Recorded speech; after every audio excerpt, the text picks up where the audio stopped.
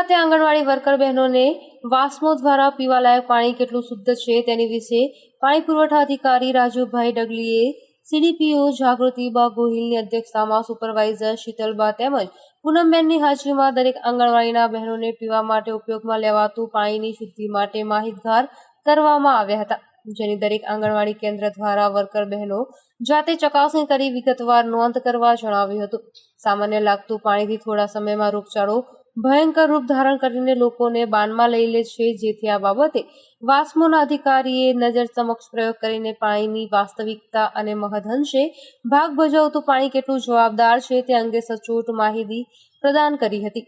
Bureau report Bharatsinh Parmar Chuda.